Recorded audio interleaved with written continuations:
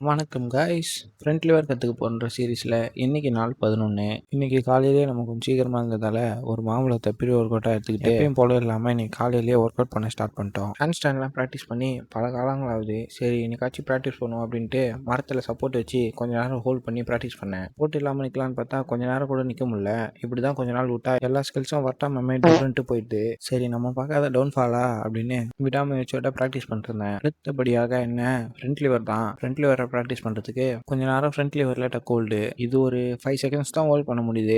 முன்னாடியோட இப்போ கொஞ்சம் பரவாயில்ல. அப்புறம் ரியல் டெல்ட்டை டார்கெட் பண்ணுற விதமாக அதுக்கு ஒரு விதமான புல் ஒர்க் அவுட்டை போட்டேன். சரி இப்போதைக்கு இது போதும், டைம் ஆயிடுச்சுன்னு சொல்லிட்டு வேலைக்கு கிளம்பிட்டாங்க. அங்கே ட்ரில்லிங்லாம் போட்டு ஒரு பெரிய கேஷ் ஏசி மாட்டணும். அப்புறம் கொஞ்சம் நேரத்தில் பசி எடுக்க ஆரம்பிச்சிச்சு. சரின்னு ஒரு கடையில் போய் பிரியாணி சாப்பிட்டு மறுபடியும் வந்து வேலை செய்ய ஆரம்பிச்சிட்டோம். வேலை எல்லாத்தையும் முடிச்சுட்டு கேஷ் வச்சு ஃபுல்லாக பக்காவாக மாட்டியாச்சு. அப்புறம் இடத்த சுத்தமாக க்ளீன் பண்ணிட்டு அங்கேருந்து ஸ்ட்ரைட்டாக வீட்டுக்கிட்டே போயிட்டோம். வீட்டுக்கு வந்து கொஞ்ச நேரத்துலேயே ட்ரெஸ் எல்லாம் மாற்றிட்டு மறுபடியும் அண்ணன் கடைக்கு கிளம்பியாச்சு. நம்ம பிள்ளைக்கு வந்த வாழ்வை பார்த்தீங்களாங்க.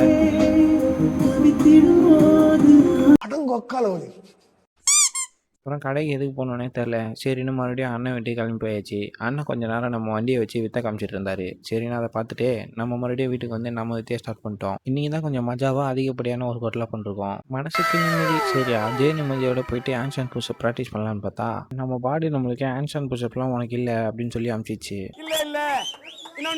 சரி ஓகே வரட்டாமே.